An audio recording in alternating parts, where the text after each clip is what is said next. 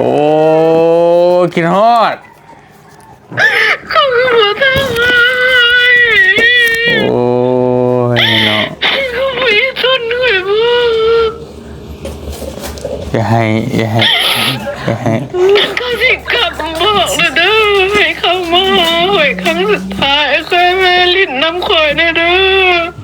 แสดงความยินดีกับความสำเร็จอีกขั้นในด้านยอดผู้ติดตามเนาะขอยันได้เป็นเบาเป็นร้อยพันเบาโกสนบทสปปลาวเย้ตะมือชมเชยมาเสร็จมาสปอนเซอร์ใหญ่แจกแล้ว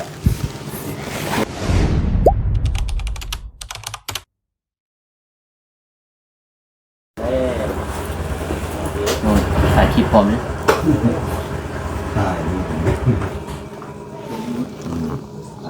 เขาว่าสั่งอิ่มแล้วที่เราเขา อิ่มแล้วอิ่มแล้วเขาไปหันเด้อมาโอ้ยพี่น้องเห็นเนาะมาฟังน้ำกันแน่นี่ในโลกอะไรวะป้าโทษช้างกันนะสบายดีเด้อสบายดีปอโทโลเซนซับเย้ชมเชยพี่น้องไอ้ป้าโตความสำเร็จอันยิ่งใหญ่จากไซส์เนี่ยมาให้ไอประดับดินนั่นแหละกอกเขาเหมือนให้พอดีไปลงอยู่บ้านนอกนี่เราก็ส่งต่อมานี่ป้าโตพี่น้องไงเนาะโล YouTube 100,000 Subscribe 100,000แกมึงรู้ป่ะกูตื่นเต้นเต้นติ๊กเลยหัวใจเต้นโอ้ยตาเหือนตึ้งมาจะลองแกะมั้งจะลองเลยจะลองยังไงเนาะเอามันก็มีอยู่แล้วเนาะสปอนเซอร์เนาะมันก็ล่างแล้วว้าวใครจะเป็นสปอนเซอร์เนาะผู้สนับสนุน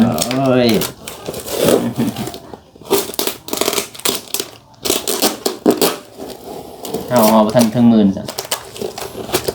ฮอดตี้จ้ะว้าวเฮียนตัวนะเว้าอยู่เฮียนตัวสบายดีเด้อพี่น้อง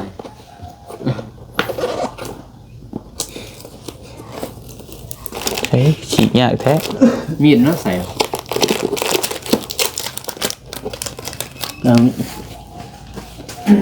โอ้ยของใหม่ครับใส่มีดเนาะของใหม่นี่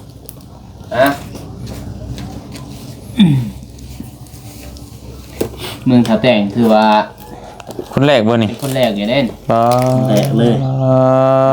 เมืองท่าแต่งแต่ว่าแข้งนี่ลายแล้วแข้งมันสองคนที่หมอโจร้านนี้มีผู้มีแล้วเนาะยังหาเนี่ยอะไรล่ะโจนี่ไก่ชิฮอดร้านนี่เด้โจแกงอัตตปือเนาะนั่นมาแกงอัตตปือแกงที่กองนี้มีเนาะมีบอกกูนะในโลลานนี่จ้ะโลทองนั่นแหละเฮ้ยทันมีเบิ่งตัวใหญ่เนาะใครเบิ่งได้ใครเบิ่งในเนี่ยเป็นชายหูบนะแมนแท้แต่จริงๆมันไม่ใหญ่ขอแสดงความยินดีกับความสำเร็จอีกขั้นในด้านยอดผู้ติดตามโกสนบทสปปลาวนี่ยังไงเบิ่งยังไงขึ้นใหญ่นะแต่ว่าห้องข่อยก็ขึ้นใหญ่กว่านี้จังหน่อยอยู่เลยเนาะอันนี้ขึ้นหน่อยครับการแล้วก็ว่า บ่ห้องข่อยว่าใหญ่กว่านี้อยู่ซ้ำพี่แหละซ้ำเบิดโขบมันนี่แหละ ทางขอบเป็น มันนักหมดจ้ะมันมาไก่โผดเห็นนิดหน่อยซะจะหน่อยตนาไปก็ยั เปลืองมันเปลืองเลยขนส่งกับเพลงได้ป่ะนี่โอ้ นี่ นี่ ส่งอยู่เหรอ เอาก็มีแหละเนาะเฮาส่งของมาจากสหรัฐผู้ใดนี่ได้ นี่บ่ เออ เอาเขาเสียให้เฮาหมดเนาะ ฮะก็เชียร์แล้วเนาะเฮ็ดได้ซะฉันสิว่ารางวัลเด้ โอ้ อ่า ลาย นี่ เดือดได้นี่ พี่น้องเอ้ยเนาะ ขอยันได้เป็น เบา เป็นร้อยพันนี่ เป็นร้อยพันเว้าแต่ก็ชิวในหลักร้อยนี่แหละ 3-400จ้ะ เบาโกชนบทสปปลาวเย้ตบมือชมเชยวู้ฮู้ประสบผลสำเร็จ ได้ ดีใจแต่ก็คือบุดีใจใช่ไหมสำหรับบางคนที่ว่าอันนี้แม่นความสำเร็จแต่ว่าคือว่าสำหรับคนคิดทั่วๆไปมันก็บ่ได้มีหยัง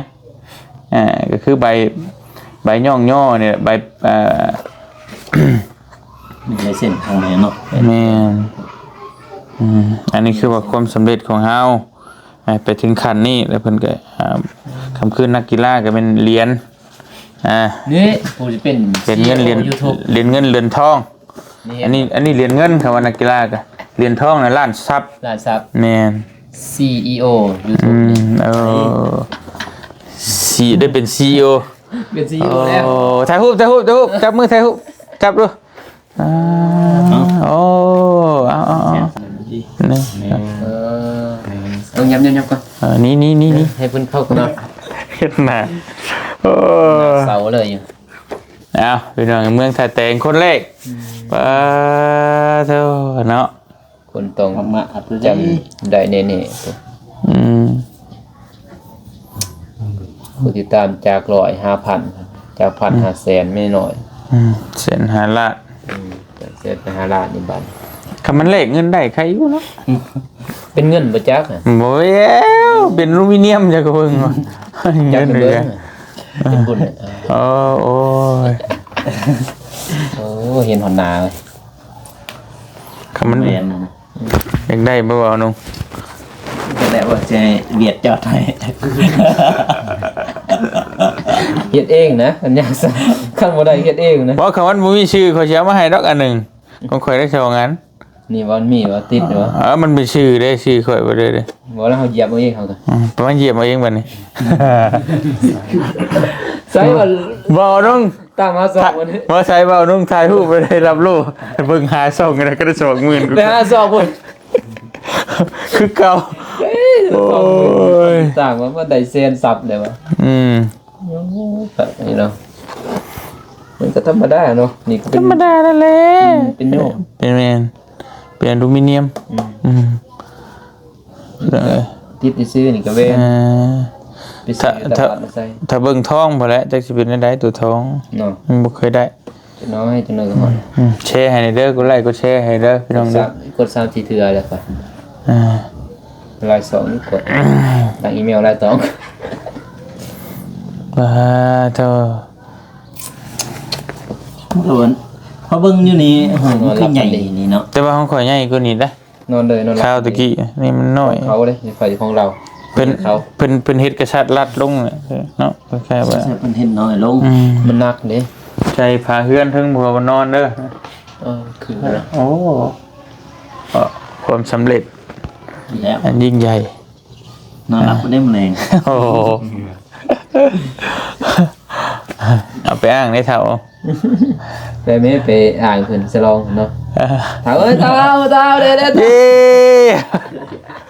เอาได้แล้วนี่ได้แล้วว่ะ ชื่อน่ามันล้มไปบัดนี่ สลองได้ว่ะ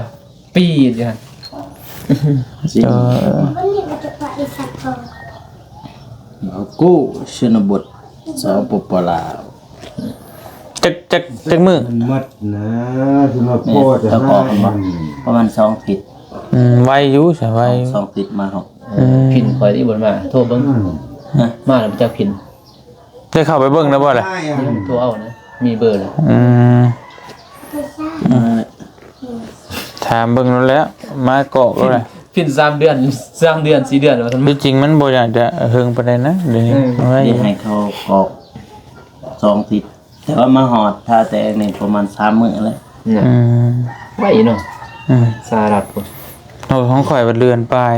อืม อ่าเหลือ บ่ เด้อ ถึงเนาะ อืม บ่ถึงเดือน เดือน แต่มันอยู่กับขนส่งเลยข้าวตะกี้ยันมันคือกระส่งทั้งเฮือเลย เดี๋ยวนี้ อันนี้ส่งทั้งเครื่องบินเลย ไปอยู่เขาเรียก อ่า บ่ซึ่งหัน3ชั่วโมง อืมประดับดินแล้วก็พอดีเราได้ เราก็ได้คือกันเนาะ อืม ได้เห็นเราให้เรากรอกซะให้เรากรอกให้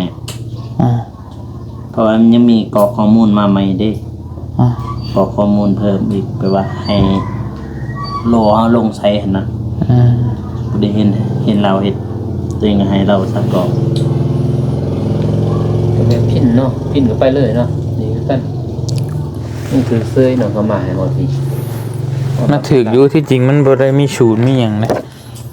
นี่คือเนี่ยยังเป็นภาษาไทยอยู่ เนาะ อืม ก็ดีเลย อืม อยู่ลาวเฮาบ่มี อยู่ว่ามันมาแต่ไทยอีบ่ แต่ไทย ก็ไทยเพิ่นแหละ บ่มีหรอกอยู่ลาวนี่ถ้ามีมันต้องเขียนภาษาลาวเนาะถ้ามีศูนย์อยู่ลาวเนาะ ก็ตัวนี้นี่นะ ฮะ มาแต่ไทยบ่ บอกคำเจ้ากอกลงที่อยู่ลาวบ่ล่ะ คือ YouTube บ่ มันที่อยู่หั่นน่ะ ลาว เอาอยู่ลาวมันก็ลงมาลาวอ๋อลงเวียงจันทน์หั่น แต่ว่าเขียนภาษาไทยเนาะ มันบ่มีเดี๋ยวเฮามันบ่ได้บ้านเฮาบ่ได้มีสิทธิ์ เออ มันบ่ได้มีศูนย์หั่นน่ะ แต่ชาลัดลงแต่ไทยแต่ไทยเลยจึงฝากมาเฮาเนาะ บ่ลงอยู่ลาวอยู่แต่ว่าศูนย์มันรายละเอียดมันน่ะนะมันยังบ่ได้อนุญาตหั่นน่ะ มันเข้ากรุงต้นเนาะ ยังบ่ได้รับอนุญาตบ่ครับตัวโอเค โอเคโอเค ตามนั้นแหละ รู้เรื่อง บ่เข้าของตนก็บ่เข้าของตนนี่เนาะเอาไว้สปอนเซอร์ฮะ เยี่ยมมาก แจกให้ ฉลองบ่ แจกสปอนเซอร์ให้สองโลเส้นซับ ฉลองโลแสนทรัพย์โอเคขอบใจ เส้นซับ ชน ที่จะเม็ดหนึ่ง เส้นซับ มาชนมาชนพา มา ชน เส้นพี่น้องเอ้ยนี่แหละ ฉลองโล อาหารมึงกินเหล้ากินเบียร์กินน้ กับโคตีบ่กูกินน้ำเปล่าเนาะมึงหาแบบช่วงซี่อีกยังใครเด้ ำสาวสิน มา สปอนเซอร์ใหญ่แจกแล้วเห็นบ่น้องโตสปอนเซอร์สนับสนุนมาแล้ว สีได้บันเอ๊ะ เนาะเราไปเฮ็ดเองเนาะสิว่าหยัง จ้าจะกินตู้เลยมันไม่จ้า พอหยัง โอ้ยจะไปถามข่อย ก็ ยูทู พุ่นถามน้องเมฆผู้ ซีอีโอ พอปิ้ง อ่ะ ฟริก มา พอปิ้งริส มึง กินมา ไม่ยังโอ้ยสปอนเซอร์ป่ะใครได้คืนนี้นี่ ใครกินน้อยนึงอ่ะ โอ้เป็นมื้อแล้วเลยนี่มันเมดได้เบิ่ง เอ๊ะ เอานะสติงบ่ สิงมาชน โซน เออ คนฉลอง สลอง เอาจอกมาให้พ่อเฒ่านี่จอกมาอีกไหมกินกัน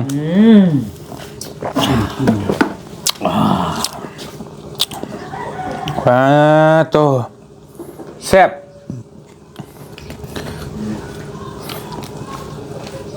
เสียจริงๆจากหลักร้อย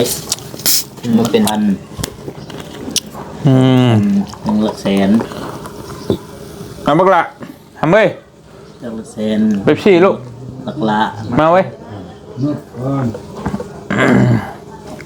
โอเคอ่ะไปกินกับพ่อเฒ่าฉลองได้รับโล่ใหม่บอกกู เก็บไปกินโล ฮะ เอาแม่มันออกมา เก็บไปแก้ออกเลย นี่ เจ้าก็ไปเฮ็ดของเรา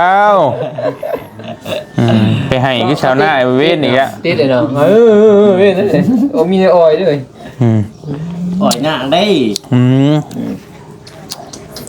ไปให้เว้นคือชาวนาเพราะเรื่องชาวนาเห็นแล้วชงเชียงมาอยู่ได้ จะได้ หืม ว่าจะได้ ใช่สุดๆเห็นพังน้ำกันเด้อ ว่าน ส่งลายแท้ หย่างโคกพุ่น ขลาดส่งลายแท้ แต่เราเห็นหมู่แล้วชงมาให้คนรู้จักกันนะแล้วชงต่อไปให้เดี๋ยวฟังเด้อเราสิเว้าหยังเด้อฟังน้ำกัน มึงบอกเด้อไอ้เมฆกับบอกเทียงมันเขาสิกลับแล้วให้เขามาลิ้นน้ำกูเป็นครั้งสุดท้ายเด้อ คุณจะได้ คุยก็สิเวียนในเมียกับไอ้เตียงอีกตัวไป แล้วอะไรก็ คุยคิดหัวได้เมียกับบอกเตียง โอ้กินฮอด เขาคือมาทำไม โอ้ยเนาะ เขาไม่ทนหน่อยบ้าง อย่าให้ เขาสิกลับบอกเลยเด้อให้เขามาหาหวยครั้งสุดท้ายเคยแม่ลิ้นน้ำข่อยแน่เด้อคุยยันเขาพอมาคนเลย โอ้ คุยคิดหัวบ่แม่กับบ่เตียง โอ้ย โทษพี่น้อง คุยบ่มีหยังสิตอบแทนเขาที่เขาทำความดีให้คุย เออ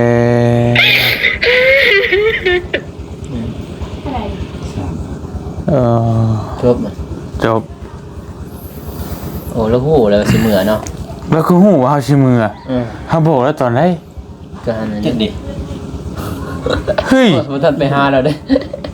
เมื่อวานพุ่นก็ โอ้ เป็น โอ้ หยัง เราอาจจะบ่ฮู้ดอกแต่ว่าเรา เรา คงหมายแล้วว่าก่อนครับก่อนข่อยสิเมื่อบ้านหั่นนะเราบ่ฮู้ว่าเฮาสิเมื่อมื้อใดแต่ว่าก่อนสิเมื่อน่ะให้ไปหาเราแน่แล้วคิดฮอดสินะ เมื่อวานเคยเห็นเราพูด บ่ อยู่ทางโค้งทางเขาไปบ้านนอกซาลีเห็นดิ ผู้ ฮอดพุ่นบ่ บ่เราไปหยังเว้ย ไปฮอดน้องเป็ดบ่จ๊ะ ฮอดแล้วทางนั้นมันโค้งนั่นแหละไปเห็นเราเมื่อวานนั่นนี่จะเห็นเราอยู่วัดเนาะ เขาเห็นอยู่นี่จะฮอดมอฮอดวัด เขาเห็นผู้ ทางเพิ่นก็แบบ อยู่ทางเขาบ้านนอกซาลี นี่ได้เรา น้องเป็ด หาไม่พ่อยเลย แม่นหาไม่พ่อยไป โอ้อีตนเด้พี่น้องเนาะ จะเป็นหาไม่พ่อย ไปไม่พ่อย ก็แวะไปหาเพิ่นก่อนสิกลับ